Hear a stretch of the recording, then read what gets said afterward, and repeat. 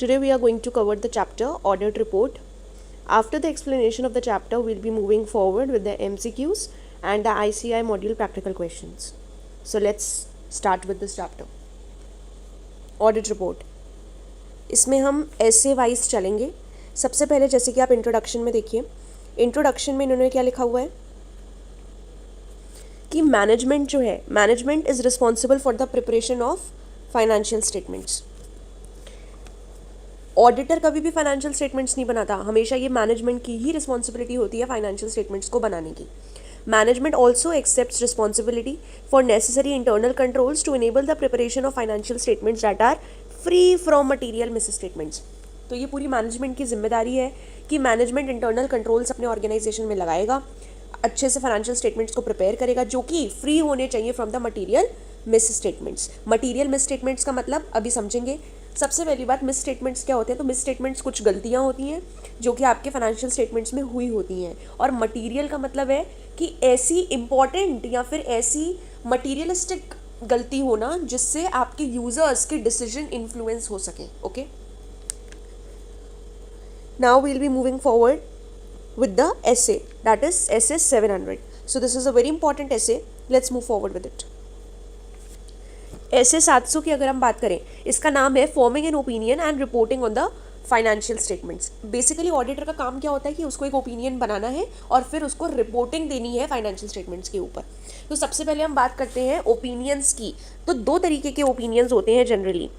आपके जो ओपिनियंस हैं वो दो तरीके के हैं, मॉडिफाइड एंड अनमॉडिफाइड ओपिनियंस. तो मॉडिफाइड ओपिनियन और अनमॉडिफाइड ओपिनियंस के ऊपर now we'll be discussing in details. सबसे पहले I want to just mark the attention towards this objective part. This objective is really important. Objective of the auditor, the objectives of the auditor as per SA 700 are. दो चीज़ें हैं. सबसे पहला कि auditor की जो अभी मैंने आपको चीज़ बोली ऑब्जेक्टिव के बारे में, ये वही है कि to form an opinion on the financial statements. की जो ये नाम है इसी में आपके ऑब्जेक्टिव्स हैं. जो आपके ऐसे का नाम है उसी में ऑब्जेक्टिव्स है. सबसे पहली चीज़ फॉर्मिंग एन ओपिनियन, कि आपको ओपिनियन बनाना है. तो इसमें क्या लिखा हुआ है? Form an opinion on the financial statements. हम ओपिनियन किसके बेसिस पे बनाएंगे? जो भी आपको कंक्लूजन्स ड्रॉ आपने करे हैं from the audit evidence obtained, उसी से हमें ओपिनियन फॉर्म करना है. और दूसरी चीज़ में इन्होंने बोला to express clearly opinion through a written report. हम जो भी ओपिनियन को एक्सप्रेस करेंगे वो एक रिपोर्ट के थ्रू करेंगे. रिपोर्ट में लिख कर करेंगे कि वो मॉडिफाइड है, अनमॉडिफाइड है. तो ये दो ऑब्जेक्टिव्स हैं. We can quickly repeat these two objectives in short. सबसे पहला ऑब्जेक्टिव कि आपको ओपिनियन फॉर्म करना है फाइनेंशियल स्टेटमेंट्स के ऊपर. वो ओपिनियन जो कि हमने एज एन ऑडिटर ड्रॉ करा होगा फ्रॉम द ऑडिट एविडेंस जो हमको मिले हैं. और दूसरा, उसी ओपिनियन को आपको अपनी रिटन रिपोर्ट में भी दिखाना है. सो सिंपल दो ऑब्जेक्टिव्स थे. Okay, now we'll be moving forward with to form opinion, auditor to obtain the reasonable assurance, right? To form an opinion, auditor को move करना है with the reasonable assurance. तो अगर कभी भी एक ऑडिटर को एक ओपिनियन फॉर्म करना है तो उसको रीजनेबल अश्योरेंस चाहिए. हमेशा एक ओपिनियन हमें ड्रॉ करने के लिए ऑडिटर को क्या चाहिए? उसके पास एक रीजनेबल अश्योरेंस तो होनी चाहिए कि क्या ये जो हम ओपिनियन देने जा रहे हैं क्या ये रीजनेबली करेक्ट है. तो this we are going to talk about. तो इसमें इन्होंने बोला है कि देखो, सबसे पहला पॉइंट है ऑडिटर एक ओपिनियन बनाएगा. Auditor shall form an opinion on whether the financial statements are prepared in all the material respects in accordance with the applicable FRF और नॉट. ठीक है, तो सबसे पहले ऑडिटर को ओपिनियन बनाना है और ओपिनियन हम फाइनेंशियल स्टेटमेंट्स पे इस बेसिस पे बना रहे हैं कि क्या आपने एप्लीकेबल एफआरएफ के बेसिस पे ही अपना ओपिनियन दिया है या नहीं दिया है. He will form an opinion in all material respects in accordance with the applicable FRF. मतलब जो आपके फाइनेंशियल रिपोर्टिंग फ्रेमवर्क है उसके हिसाब से आपको ओपिनियन देना चाहिए. तभी हम बोलेंगे कि आपने एक रीजनेबल अच्छा ओपिनियन दिया है. ये था फर्स्ट पॉइंट. अब हम सेकंड पॉइंट की बात करें तो इसमें लिखा है कि in order to form that opinion the auditor shall conclude as to whether auditor has obtained the reasonable assurance about whether the financial statements as a whole are free from the material misstatements और no. तो इसमें इन्होंने बोला कि जब भी हम एक ओपिनियन बना रहे हैं ऑडिटर को कंक्लूड करना चाहिए as to whether the auditor, क्या ऑडिटर के पास एक रीजनेबल अश्योरेंस है कि क्या जो उसके फाइनेंशियल स्टेटमेंट्स हैं क्या वो फ्री है from the material misstatements और नॉट. तो इस बारे में ऑडिटर का एक कंक्लूजन होना चाहिए. अब वो क्या कंक्लूजन्स होने चाहिए? कंक्लूजन्स होने चाहिए आपके पास 3, जो कि है whether sufficient appropriate audit evidence has been obtained और नॉट. हम अगर कुछ भी ओपिनियन दे रहे हैं तो वो अपने एविडेंस के बेसिस पे दे रहे हैं. एविडेंस मिला तो we are able to give that opinion. So whether sufficient, क्या एक सफिशिएंट और एप्रोप्रिएट ऑडिट एविडेंस आपको मिला या नहीं मिला, ये कंक्लूजन है। जो भी हमारा कंक्लूजन है इसके बेसिस पे है। क्या जो अनकरेक्टेड मिसस्टेटमेंट्स थे क्या वो मटीरियलिस्टिक तो नहीं है, चाहे इंडिविजुअल चाहे एग्रीगेट में। And lastly the evaluations. तो ये सब चीज़ें देखकर ऑडिटर जो है वो एक रीजनेबल अश्योरेंस देता है और अपना एक ओपिनियन फॉर्म करता है। Next we are going to talk about evaluations by the auditor. तो जो ऑडिटर है he will evaluate whether the financial statements are prepared in accordance with the requirements of applicable FRF और not. तो ये चीज़ हमें check करनी है कि जो ऑडिटर जो भी कुछ इवैल्यूएट करता है वो क्या एप्लीकेबल एफआरएफ के अकॉर्डिंग होता है या नहीं होता है। This evaluation will include consideration of the qualitative aspects. वो देखेगा अकाउंटिंग प्रैक्टिसेस क्या है, including indicators of the possible bias in management's judgement, right. इसमें जो आपका सबसे इंपॉर्टेंट पार्ट है वो है ये वाला, specific evaluations by the auditor, alright. तो स्पेसिफिक इवैल्यूएशंस, ये क्वेश्चन बिल्कुल बन सकता है 4 to 5 मार्क्स के लिए। Let's look at that. Specific evaluations by the auditor, इसमें इन्होंने कुछ 4 से 5 पॉइंट्स दिए हैं and this is a really important one, you can mark it as important. So सबसे पहला पॉइंट इन्होंने बोला specific evaluations by the auditor. देखो ऑडिटर जब भी अपना ओपिनियन देगा वो कुछ स्पेसिफिक चीज़ें भी तो इवैल्यूएट करेगा ना। ओपिनियन देने से पहले वो कुछ इंपॉर्टेंट चीज़ें, कुछ स्पेसिफिक चीज़ों को इवैल्यूएट करता है, जिसमें आपका पहला पॉइंट है कि financial statements adequately disclose the significant accounting policy selected and applied. क्या फाइनेंशियल स्टेटमेंट्स डिस्क्लोज कर रहे हैं जो आपने पॉलिसीज़ लगाई हैं और अप्लाई करी हैं। चलो ये वाली बात हो गई कि आपने अकाउंटिंग पॉलिसीज़ क्या सिलेक्ट करी और क्या अप्लाई करी। फिर हम उसी के बारे में आगे बात करेंगे, क्या आपने उन अकाउंटिंग पॉलिसीज़ को कंसिस्टेंट बेसिस पे फॉलो करा या नहीं करा। कंसिस्टेंट बेसिस पे फॉलो करना है और एप्लीकेबल एफआरएफ के हिसाब से। फिर हम चेक करेंगे कि क्या जो अकाउंटिंग एस्टिमेट्स हैं क्या वो रीजनेबल थे या नहीं थे। ये सब कुछ स्पेसिफिक चीज़ें हैं जो कि ऑडिटर को इवैल्यूएट करनी है। नेक्स्ट, इन्फॉर्मेशन प्रेजेंटेड, जो भी आपकी इन्फॉर्मेशन प्रेजेंटेड है फाइनेंशियल स्टेटमेंट्स की, क्या वो इतनी रेलेवेंट और रिलायबल है, क्या वो कंपेरेबल और अंडरस्टैंडेबल है, ये सब देखना। Next, the financial statements provide adequate disclosures to enable the intended users to understand the effect of material transactions and events on the information. क्या आपके फाइनेंशियल स्टेटमेंट्स एडिक्वेट डिस्क्लोजर्स दे रहे हैं मटीरियल ट्रांजैक्शंस एंड इवेंट्स के या नहीं, तो ये सब चीज़ें हैं। नेक्स्ट, जो आपने टर्मिनोलॉजी यूज़ करी है फाइनेंशियल स्टेटमेंट्स में क्या वो उतनी अप्रोप्रिएट है, क्या जो आप टर्म्स यूज़ कर रहे हो क्या वो ठीक है या नहीं। सो this is the specific evaluations part and yes it can be asked in the exam for 4 to 5 marks. This is a specific question, right. Okay, let's move forward now. Okay, now we are going to talk about the important part of this chapter, that is the fair presentation framework and the compliance framework. Okay, so इसमें हम बात करेंगे कि आपका fair presentation framework क्या होता है और compliance framework क्या होता है। देखो fair presentation framework में हम बोलेंगे कि इसमें आप जैसे क्या करोगे, फेयर प्रेजेंटेशन फ्रेमवर्क का वैसे मतलब है कि हम प्रॉपर एएस लगा रहे हैं, इंड एस लगा रहे हैं, शेड्यूल 3 फॉलो कर रहे हैं, ये सब कुछ हो रहा है। प्लस अगर आप इसमें एफआरएफ से डेविएट करना चाहो तो आप कर सकते हो, उसको कहते हैं फेयर प्रेजेंटेशन फ्रेमवर्क। ठीक है, हम जो भी फाइनेंशियल स्टेटमेंट्स बनाते हैं वो हम बना रहे हैं according to your AS follow करके, इंड एस फॉलो करके, शेड्यूल 3 फॉलो करके। बट अगर हम चाहें तो क्या हम डेविएट कर सकते हैं इस रिक्वायरमेंट से, यानी कि फाइनेंशियल रिप्रेजेंटेशन फ्रेमवर्क से क्या हम डेविएट कर सकते हैं। अगर आप डेविएट कर रहे हैं उसको बोलेंगे फेयर प्रेजेंटेशन फ्रेमवर्क, कि हमें अपने स्टेटमेंट्स को ट्रू एंड फेयर दिखाने के लिए हम ये डेविएशंस कर रहे हैं। So it is used to refer to a financial reporting framework that requires compliance with the requirements of framework. वो बात ठीक है कि आपको कंप्लायंस तो करना ही है with the requirements of the framework. जो इम्पॉर्टेंट पॉइंट है वो ये दो हैं। इतना तो कॉमन है कि आपको कंप्लाई तो करना ही है विद द रिक्वायरमेंट्स, राइट, आपको कंप्लायंस तो करना ही है। The thing is about acknowledgement. तो कह रहे हैं एक्नॉलेजेस एक्सप्लिसिटली और implicitly that to achieve the fair presentation of the financial statements.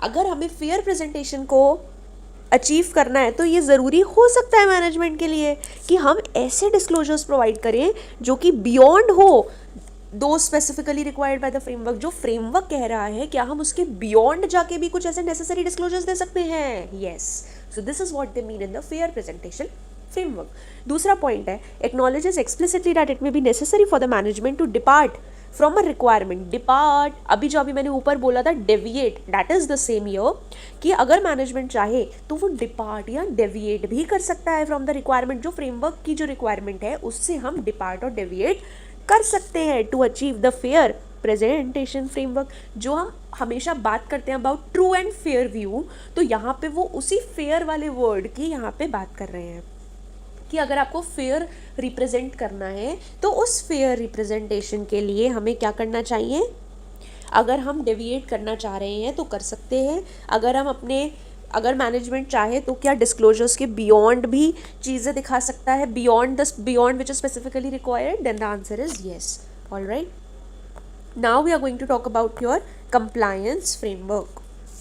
Compliance is simple, इसमें आप डेविएट नहीं कर सकते। Compliance as the word suggest कि यहाँ पे हम फाइनेंशियल रिपोर्टिंग फ्रेमवर्क का ही मतलब यही मतलब है, फाइनेंशियल रिपोर्टिंग फ्रेमवर्क जो कि कंप्लायंस चाहता है। यहाँ हमें फेयर रिप्रेजेंटेशन को नहीं देखना, यहाँ हमें बस कंप्लायंस करना है। इसमें आप डेविएट नहीं कर सकते, इन्होंने साफ साफ बोला है इसमें आप डेविएट नहीं कर सकते। डज नॉट कंटेन एक्नॉलेजमेंट्स इन 1 और 2 अबव, मतलब आप डेविएट नहीं कर सकते, ना आप बियॉन्ड जा सकते हैं डिस्क्लोजर के और ना आप डेविएट या डिपार्ट कर सकते हैं। Alright, now we are going to talk about the forms of opinion. जल्दी जल्दी से अनमॉडिफाइड एंड मॉडिफाइड ओपिनियन को कवर करेंगे, वेरी इजी पार्ट। ऑलराइट, तो the basic and the most important part of this essay is your specified and the modified and unmodified opinions. So modified opinion and unmodified, सबसे पहले unmodified की बात करते हैं. The auditor shall express an unmodified opinion when the auditor concludes that the financial statements are prepared in all material respects in accordance with the applicable FRF. तो unmodified opinion कहता है कि सब कुछ सही है, आपने जो भी आपने फाइनेंशियल स्टेटमेंट्स बनाए हैं सारे मटीरियल रिस्पेक्ट्स में बनाए हैं, एप्लीकेबल FRF के हिसाब से बनाए हैं, बात खत्म। जो भी आपके फाइनेंशियल स्टेटमेंट्स हैं मटीरियलिस्टिक रिस्पेक्ट में बने हैं और एप्लीकेबल FRF को फॉलो करके बने हैं। उसके बाद आता है modified opinion which is really important. तो मॉडिफाइड ओपिनियन बात करता है, it concludes that based on the audit evidence obtained the financial statements as a whole are not free from the materials। में दो चीज़ें आपके आएंगी। पहला पोर्शन बोलेगा कि ऑडिटर यहाँ पे कंक्लूड कर रहा है कि जो भी आपको ऑडिट एविडेंसेस मिले हैं वो फ्री नहीं है from the material statements, right. तो जो आपके ऑडिट एविडेंसेस मिले हैं उससे आप ऐसा कंक्लूजन निकाल पा रहे हैं कि financial statements are not free from the material statements, तो आप मॉडिफाइड ओपिनियन दोगे। और दूसरा पॉइंट बोलता है कि you are unable to obtain sufficient, इसमें तो आपको एविडेंस ही नहीं मिला, तो आप रिपोर्टिंग ही बिल्कुल श्योर होके कैसे कर सकते हैं। So this is what they are talking about. यहाँ पे तो हमें एविडेंस ही नहीं मिला, जब एविडेंस ही नहीं मिला हाउ वी कैन कंक्लूड कि आपके फाइनेंशियल स्टेटमेंट्स फ्री है या नहीं है from the material misstatements. तो हम इसमें ऐसा मानते हैं कि ऐसा पॉसिबल इफेक्ट हो सकता है कि मिस स्टेटमेंट हो। सो इस वजह से ये दोनों पॉइंट्स हमारे मॉडिफाइड ओपिनियन के केस में आते हैं, ठीक है। तो पहला पॉइंट बात करेगा आपको एविडेंस तो मिला है और उसी एविडेंस के बेसिस पे मैं ऐसा कंक्लूड कर रही हूँ कि the financial statements are not free from the material misstatements. और दूसरा पॉइंट इन्होंने बोला that you are unable to obtain sufficient, अब तो आपको एविडेंस ही नहीं मिला तो आप कैसे कह सकते हैं कि आपके फाइनेंशियल स्टेटमेंट्स फ्री है या नहीं है from the material misstatements. तो this is what they were talking about. Alright, and आप देखते हैं कि ऑडिट रिपोर्ट में क्या क्या चीज़ें आती हैं। So we'll be discussing these points now and this is what the major part of the chapter. So सबसे पहला जैसे कि इन्होंने बात करा टाइटल। टाइटल में क्या आता है, टाइटल आपको पता ही है कि भाई उसमें एक टाइटल आना चाहिए, independent audit report, independent auditor's report, this is the title. Title में independent word is of very much significance कि भाई इंडिपेंडेंट लिखा होना बहुत ज़रूरी है, ठीक है। नेक्स्ट पॉइंट आता है एड्रेसी का। द ऑडिटर्स रिपोर्ट, जो आपकी ऑडिटर की रिपोर्ट है ना वो एड्रेस्ड होनी चाहिए कि हम दे किसको रहे हैं। उसमें लिखा होगा to the members of ABC और XYZ company limited report on the audit of the standalone financial statement.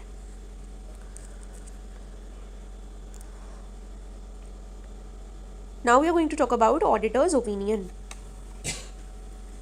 तो ऑडिटर का ओपिनियन वाला portion is really important from the exam point of view. देखते हैं ऑडिटर्स ओपिनियन में क्या आता है। तो आपकी देखो ऑडिटर्स ओपिनियन में कुछ 4 से 5 बातें हैं जो कि आएंगी। हम ऐसे समझेंगे कि ऑडिटर का ओपिनियन जो है हम 2 पार्ट्स में डिवाइडेड होगा, मतलब 2 पैराग्राफ्स में। एक आपका होगा पैराग्राफ नंबर 1 और एक होगा आपका paragraph number 2 in your opinion वाला पोर्शन। तो जो पैराग्राफ 1 है उसमें ये वाली चीज़ें आएंगी, ठीक है। और जो पैराग्राफ 2 होगा उसमें आपका एक्चुअल ओपिनियन आएगा कि एक्चुअली में क्या ओपिनियन है ऑडिटर का, वो किस में आएगा, पैराग्राफ नंबर 2 में। और पैराग्राफ नंबर 1 में आपके ये कुछ इंपॉर्टेंट पॉइंट्स आते हैं। Let's see what are these important points, इस पे देखेंगे। सबसे पहला है कि भाई आप ओपिनियन में पहले वाले पैराग्राफ में कुछ 4 ये जो 5 चीज़ें दे रखी हैं ये आपको लिखनी है। सबसे पहला भाई अगर आप किसी भी कंपनी का ऑडिट कर रहे हैं, सबसे पहले आप उस कंपनी का नाम बताएंगे ना कि कौन सी एंटिटी है जिसका मैंने ऑडिट करा और जिसके बारे में मैं ओपिनियन देने जा रहा हूँ।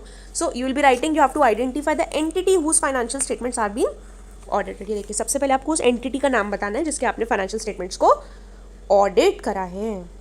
नेक्स्ट इन्होंने बोला आपको बताना है, आपको ऐसा स्टेटमेंट देना पड़ेगा कि आपने फाइनेंशियल स्टेटमेंट्स को ऑडिट किया है। थर्ड में आपको identify the title of each statement, मतलब आपको बताना पड़ेगा कि आपने क्या क्या ऑडिट करा है। आप बताएंगे क्या क्या एलिमेंट्स होते हैं फाइनेंशियल स्टेटमेंट्स के, balance sheet, profit and loss, CFS, notes to accounts, ये सब ये आप बताएंगे कि हाँ हमने ये सब कुछ ऑडिट करा है। तो सेकंड और थर्ड पॉइंट काफ़ी सिमिलर है। सेकंड में आपको बोलना है कि हाँ आपको स्टेटमेंट देना है कि फाइनेंशियल स्टेटमेंट्स ऑडिट हुए हैं। थर्ड पॉइंट में आपको क्या करना है, आइडेंटिफाई करना है टाइटल, मतलब बताना है, नाम बताना है, बैलेंस शीट, PL, ये सब कुछ हमने ऑडिट किया है। फोर्थ पॉइंट बात करता है नोट्स के बारे में कि आपको नोट्स पे रेफरेंस देना है फोर्थ पॉइंट में, और उसमें आप बताएंगे कि हमने सिग्निफिकेंट अकाउंटिंग पॉलिसीज़ की समरी भी लिखी है। आपको रेफर करना है significant accounting policies which will, उसकी समरी दे रखी होगी इन द नोट्स।